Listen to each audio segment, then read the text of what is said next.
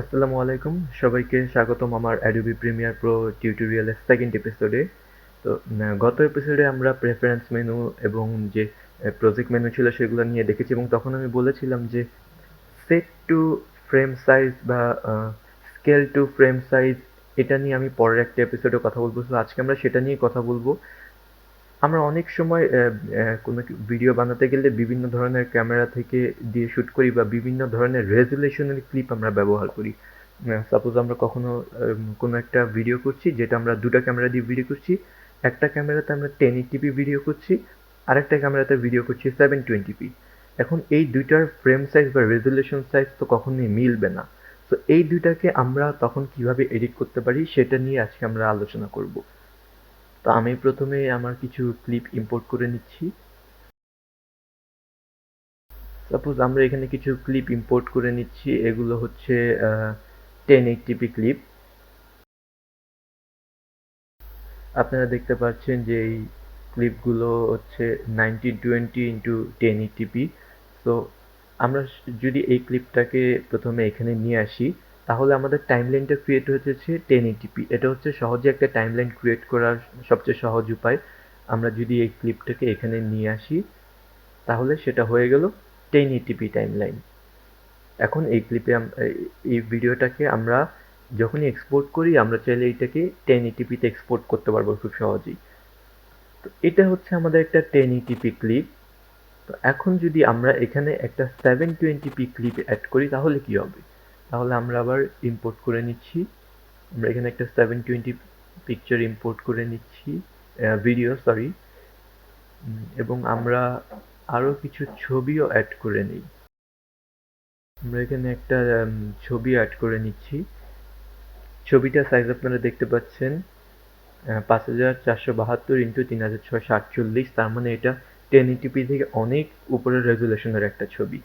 তো আমরা যদি এখন একটা 720 ভিডিওটাকে আমরা এখানে ইম্পোর্ট করি, তাহলে কি হবে টাইমলাইনে আমাদের? আপনারা দেখতে পাচ্ছেন এটা হচ্ছে আমাদের 1080p ভিডিও, এবং এটা হচ্ছে আমাদের 720। আমরা যখন 720 তে যাচ্ছি, তখন আমাদের ফ্রেম সাইজটা ছোট হয়ে যাচ্ছে।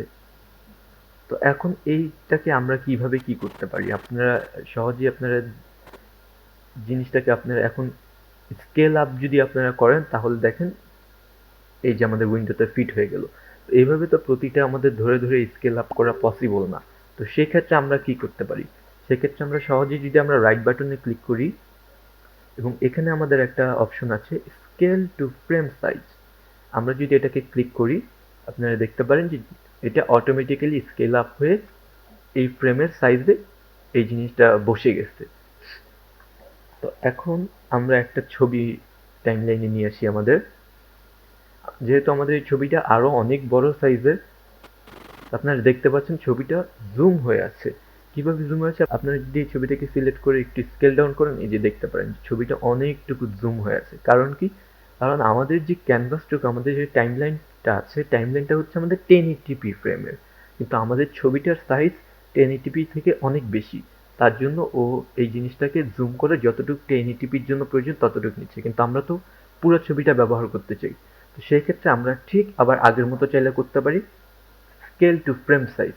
আপনারা দেখতে পারেন যে ফ্রেম সাইজ, যে ফ্রেমটা ছিল সেই ফ্রেমের মধ্যে সে পুরো ছবিটাকে অ্যাডজাস্ট করে দিয়েছে।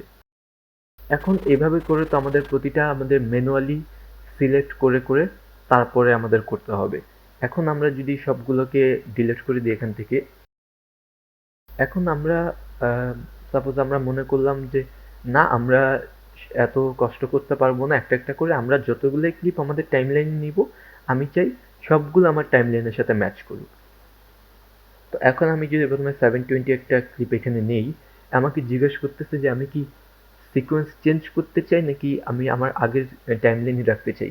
চেঞ্জ সিকোয়েন্সে যদি যেই, যেহেতু আমার ভিডিওটি 720 পিক্সেলের, সেহেতু আমি যখনই এই ভিডিওটি চেঞ্জ সেটিংসে দিব, আমার টাইমলাইন রেজলিউশন স্কেল হয়ে যাবে 720p। আমি যদি দেখি এক্সিস্টিং সেটিংস, তাহলে আমার টাইমলাইন 1080p থাকবে, আমার ছবিটা আগের মতো আবার ভিডিওটি আমার বসে যাবে। তার মানে ভিডিওটি আমার অনেক ছোট হয়ে বসবে। তো আমি যদি চাচ্ছি যে না, আমি এরকম চাই না, আমি চাই যে আমার টাইমলাইনে নিলেই আমার ভিডিওটি এবং আমার ছবিগুলো যাতে আমার টাইমলাইনের স্কেল অনুযায়ী সেট হয়ে যায়। তাহলে সেক্ষেত্রে আমরা যেটা করতে পারি, আমরা যত ক্লিপ বা ভিডিওকে আমরা টাইমলাইনে নিতে চাই, আমরা সেই সবগুলোকে সিলেক্ট করে আমরা এখান থেকে ক্লিপে গিয়ে ভিডিও অপশনে গিয়ে স্কেল টু ফ্রেম সাইজটাকে চেক করে দিব। আপনারা দেখতে পারেন এটা একটা চেক মার্ক, আপনি চাইলে এটাকে চেক করতে পারেন, আনচেক করতে পারেন।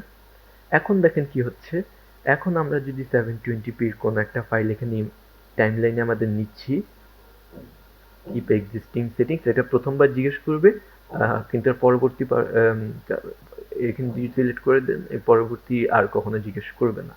তো আমরা কিপ এক্সিস্টিং সেটিংস দিচ্ছি, দেখেন জিনিসটা অটোমেটিক্যালি আপনার 1080p ফ্রেমে বসে গেছে।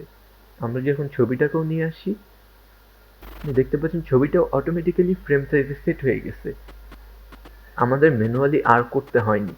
তো এখন এটা ছিল স্কেল টু ফ্রেম সাইজ। এখন যদি এরকম থাকে যে আমরা জানি যে আমাদের দুইটা ক্যামেরার দুই ধরনের ফাইল সাইজ আছে, তো আমরা চাচ্ছি না যে ভিতরে ইম্পোর্ট করব, এগুলাকে উপর থেকে সেট করব scale to frame size then timeline আনবো। আমরা চাচ্ছি যে জিনিসগুলো ইম্পোর্টই হয় যাতে ওইভাবে যে ফ্রেম সাইজে সিলেক্ট হয়।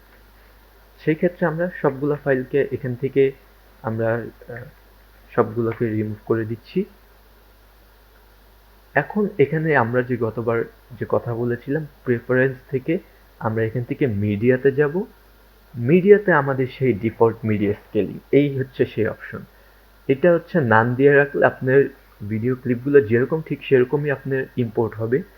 এখান থেকে যদি আপনি scale to frame size select করেন এবং ওকে দেন, তাহলে আপনি এখানে যত ফাইল এখন ইম্পোর্ট করবেন সবগুলো ফাইল আপনার টাইমলাইন অনুযায়ী, এখানে টাইমলাইন অনুযায়ী আপনার সিকোয়েন্স অনুযায়ী সবগুলো অটোমেটিক স্কেল হয়ে যাবে।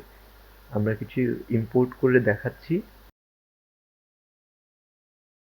এখন দেখতে পারেন এই যেমন এটা আমার 1080p ফ্রেম, আমি এখানে কোনো কিছুই আমার করতে হয়নি।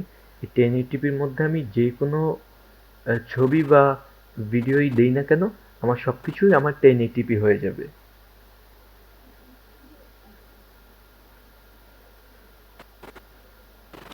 এই যে নাও, এখন এই হচ্ছে আমাদের স্কেল টু ফ্রেম সাইজ। এখন আপনাদের আরেকটা অপশন এখানে আছে মিডিয়াতে, সেই অপশনটা হচ্ছে set two frame size. Set two frame সাইজটা আমরা কি কাজে ব্যবহার করি? আপনারা একটা জিনিস এখানে লক্ষ্য করতে পারেন, আমি যখন কোনো কিছু এখানে ইম্পোর্ট করছি তখন আমার স্কেল কিন্তু 100%। 1080p ভিডিওটা স্কেল 100%ই আছে। আমার এই ছবিটার সাইজ ছিল 5472 ইন্টু 3648। এই ছবিটাকেও যখন আমি এখানে রাখছি তখন এই ছবিটাই 100% স্কেল হয়ে যাচ্ছে। মানে সে এই যে এত বড় রেজুলেশনের একটা ছবি, সে তার রেজুলেশনটাকে কমিয়ে 1080p রেজুলেশন করে দিচ্ছে, যার ফলে এটা আমাদের ফ্রেমে অ্যাডজাস্ট হয়ে যাচ্ছে। তারপর আমাদের যে এই ভিডিওটা ছিল, সেই ভিডিওটা 720p যে ভিডিওটা, এটাকেও সে রেজুলেশনটাকে বাড়িয়ে এখানে 100% করে দিচ্ছে। তার মানে সে 1080pটাকে 720p ভিডিওটাকে 1080p করে দিচ্ছে। এতে কি হচ্ছে? এখন আপনি দেখেন, আমরা যখন এই ভিডিওটাকে আমরা যখন জুম করতে যাব, সাপোজ এটা তো আমাদের অনেক বড় একটা ছবি ছিল, কিন্তু আমরা যত বেশি জুম করতে যাব এখানে, তত ছবিটাতে নয়েজ চলে আসবে, ছবিটা ফাটতে থাকবে। কারণ ছবিটা তো এখন সেই আগের মতো বড় সাইজের নাই, ছবিটা হয়ে গেছে 1080p একটা ছবি। সেম ওয়েতে আমরা যদি এটাকেও আমরা জুম করতে থাকি, ছবিটা ভিডিওটাও ততটুকু ফাটতে থাকবে, কারণ এই ভিডিওটা ছিল 720 বাট ভিডিওটা হয়ে গেছে 1080p। সো আমরা যদি এখন কোনো ক্লিপে চাই যে আমরা ক্লিপগুলোকে জুম করব, জুম ইন করব, কোনো ইফেক্ট ইউজ করব, তখন সেই ক্ষেত্রে আমরা কি করতে পারি? সেক্ষেত্রে আমরা প্রেফারেন্স মিডিয়া থেকে আমরা সিলেক্ট করে দিব সেট টু ফ্রেম সাইজ। তো set two frame size select করে আমরা যদি কোনো কিছু ইম্পোর্ট করি, এখন আমরা যদি এটাকে এখানে রাখি, আমরা একটা ছবিও নিয়ে নিচ্ছি। এখন যেহেতু আমাদের সেট টু ফ্রেম সাইজ দেওয়া ছিল, আমরা এখানে ভিডিওটা নিলাম 1080p, এখানে আমাদের ছবিটাও নিলাম ছবিটা খুব সুন্দরভাবে স্কেল হয়ে বসে গিয়েছে। আমরা এখানে 720p ভিডিওটাকে নিলাম, সে ভিডিওটাও আমাদের খুব সুন্দরভাবে এখানে স্কেল হয়ে বসে গেছে। তাহলে পার্থক্যটা কি? পার্থক্যটা হচ্ছে আপনারা দেখতে পারেন যে আমাদের 1080p টাইমলাইনে যে 1080p ভিডিও রেখেছি সেটা আমাদের 100% স্কেলে আছে, সেটার স্কেলিংয়ে কোনো চেঞ্জ হয়নি। আমরা যে ছবিটা নিয়েছিলাম বড়, ছবিটা আপনি দেখেন, এই ছবিটার সাইজ ছিল 5472 ইন্টু 3648 এবং এটার স্কেল ছিল 100%। এখন দেখেন স্কেলটা হয়ে গেছে 29.6। এর মানে কি? মানে হচ্ছে সে ছবিটাকে আপনি যখন ইম্পোর্ট করছেন তখন ছবিটা হচ্ছে এরকম। সে কি করছে, ছবিটার রেজুলেশন না কমিয়ে রেজুলেশন সেম রেখে ছবিটাকে জাস্ট জুম আউট করে দিচ্ছে, জুম আউট করে সে ফ্রেমটার মধ্যে ফিট করে দিচ্ছে। সেম ওয়েতে আমরা যদি 720 ভিডিওটাতে যাই, আপনারা দেখতে পাচ্ছেন এটাকে সে আরো 50% জুম ইন করেছে, কারণ এই ফ্রেমটা ছিল 720p-তে এই ছোট। তো সে যখন আমরা 1080p নিয়ে যাচ্ছি, সে কি করছে, তার রেজুলেশন চেঞ্জ করছে না, সে শুধু এই জিনিসটাকে আরো জুম করে জিনিসটা স্কেল আপ করে আমার ফ্রেমে সেট করে দিচ্ছে। এতে বেনিফিট কি? দুটোর মধ্যে পার্থক্য কি হচ্ছে? আপনি দেখেন আগে যেমন ছবিটা আমাদের অনেক হাই রেজুলেশনের ছবি ছিল, বাট আমরা যখন 100% স্কেল সে করছিল তখন রেজুলেশন কমে যাচ্ছিল। তো আমরা যখন জুম করছিলাম ছবিটা ফেটে যাচ্ছিল বা গ্রেইনি হয়ে যাচ্ছিল। এখন এই জিনিসটা অরিজিনাল হচ্ছে 100 স্কেলে এতটুক, কিন্তু সেই স্কেল ডাউন করে আমার ফ্রেমে এতটুক হয়ে বসছে। তার মানে আমরা 100% পর্যন্ত জিনিসটাকে জুম করতে পারবো, এই ছবিটা ফাটবেও না, এই ছবিতে কোনো প্রবলেমও হবে না, এই ছবির রেজুলেশনও নষ্ট হবে না, এই ছবিটা যে অরিজিনাল ছবি ঠিক সেরকম থাকবে।